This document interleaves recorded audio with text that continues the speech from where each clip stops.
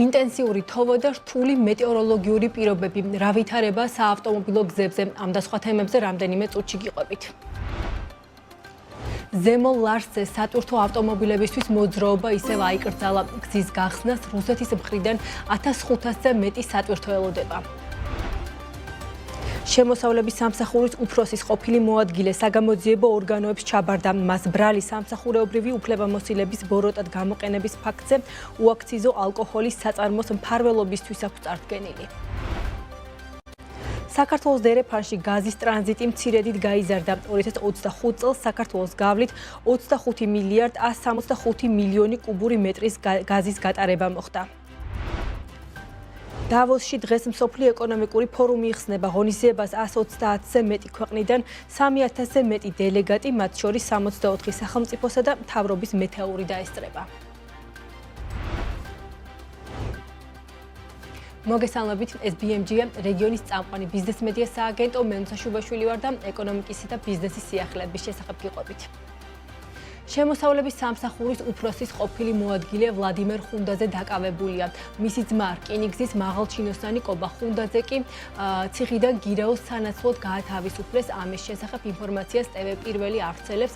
კობა ხუნდაძის ყოფილი ადვოკატი ზურაბ ტაბიძის ინფორმაციით, კობა ხუნდაძე 3 დღის წინ გირაოს საფუძველზე გაათავისუფლეს. ვლადიმერ ხუნდაძე კი თავად ჩაბარდა ცნობისთვის 22 ოქტომბერს განსაკუთრებით დიდი ოდენობით უკანონო შემოსავლის ლეგალიზაციის ბრალდებით კობა ხუნდაძე დააკავეს, რომელიც ხუნდაძეს 9-დან 12 წლამდე თავისუფლების აღკვეთა ემუქრებოდა. 31 ოქტომბერს კი პროკურატურამ სამსახურებრივი უფლებამოსილების ბოროტად გამოყენების ფაქტზე შემოსავლების სამსახურის უფროსის ყოფილი მოადგილის ვლადიმერ ხუნდაძის მიმართ სისხლის სამართლებრივი დევნა დაიწყო. უწყების თანახმად ვლადიმერ ხუნდაძეს პირადი ნაცნობობა აკავშირებდა ბორის გოგიჩაიშვილთან, რომელიც თანამზრახველთან ერთად ქალაქ გორში უცხოური ბრენდების სასაქონლო ნიშნით გამოყენებით უკანონოდ ახორციელებდა ალკოჰოლური სასმელების, ვისკის, ასევე არყის დამზადებას და შენახვას.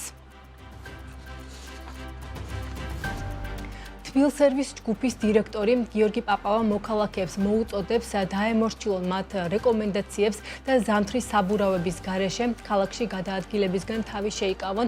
როგორც საქმიანი დილის ეთერში პაპავამ აღნიშნა, ამ დროისთვის საზოგადოებრივი ტრანსპორტის გადაადგილება შეზღუდულია თბილისის შემოერთებულ ტერიტორიებზე. ქალაქის 10-ვე მუნიციპალიტეტში კი ვითარება კონტროლირებადია. მისივე თქმით, ყველაზე პრობლემური სწორედ შემოერთებული ტერიტორიებია.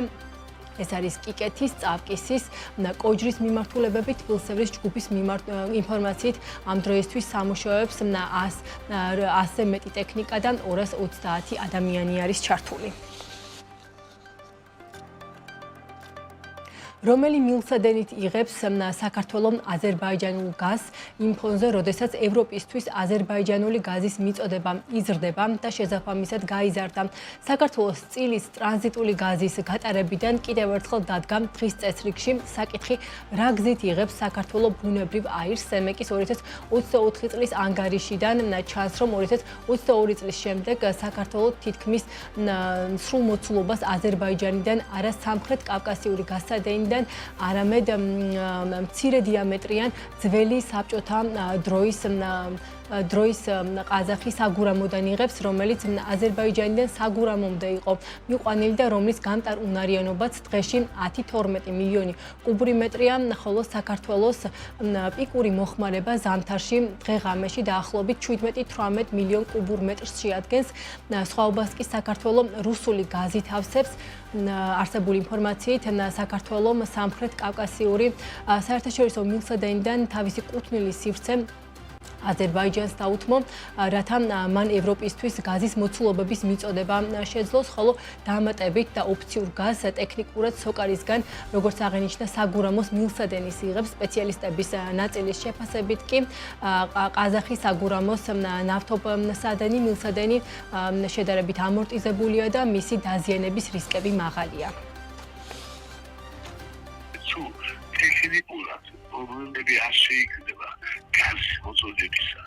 თუნდაც ტიქში პრობლემა არ მიხდება და მოხერხდება ის რომ 2027 წინ 500 მილიონი კუბური მეტრი ელექტრონული დამატებითი გაზი შეღავათიან ტასებში რომელსაც ეხლა მოხერხდება გაიზარდება ეს ხელშეკრულება და შეღავათებაში 500 მილიონი კუბური გაზი მიიღებენ აზერბაიჯანიდან ეს იქნება ძალიან კარგი ჩვენი გაზის ბალანსისათვის და შეიძლება ამ შემთხვევაში კი დაფიქრდე იმ საგენცე რომ აი ყაზახის საგურამოთი გვარ მიიღო ეს აი ესე ჩემი ფანტაზია მე გვარი ძირაზე მარაგობნა შეგვიძლია მარაგობია ყაზახის საგურამო გოზიდებული გასვადები არის ის კისკეს სახითათუა ის საციონალური მუშაობა პრობლემა მეორე მას არ შეუძლია ბეგის ათებში გადავაროს აბსოლუტურად მილიონ კუბზე მეტი რუსიდან ამოღებული გაზი შეიძლება მე მას მოხებს მიუხედავად იმისა რომ ჩინდება და სხვა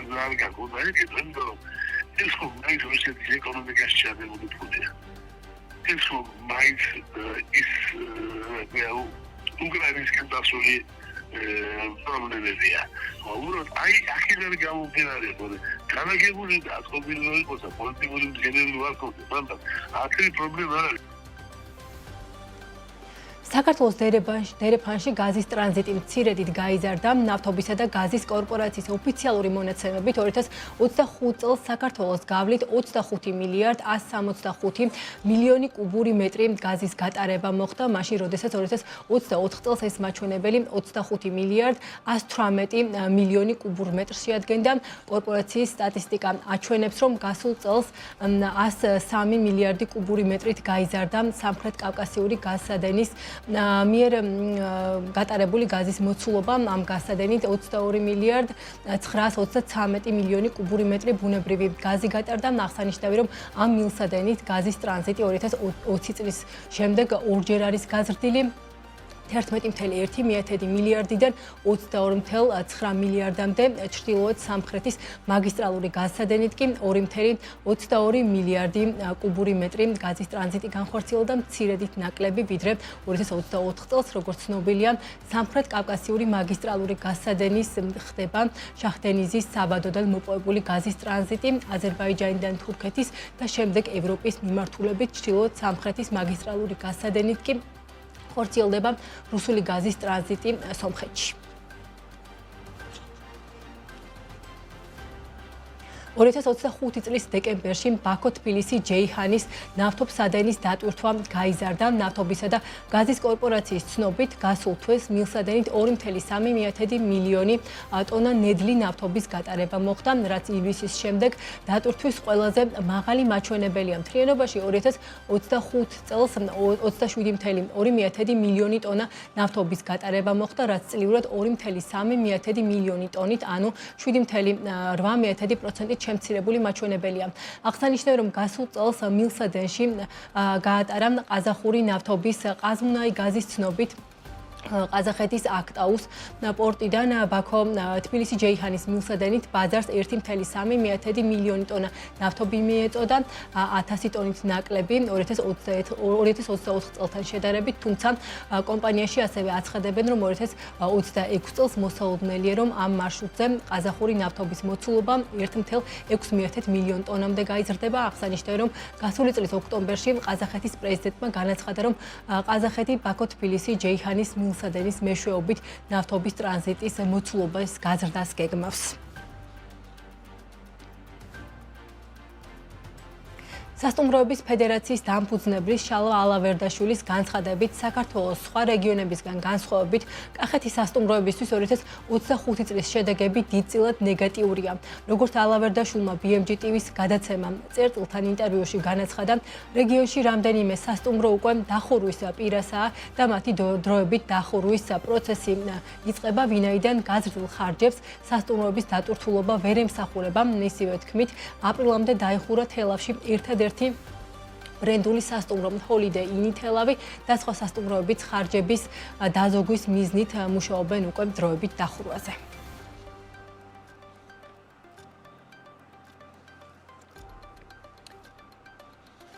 ამ დროისთვის საქმის კურსი დასრულებულია. ჩვენ უკვე ერთმანეს 15 საათსა და 30 წუთზე შევხვდებით დროებით.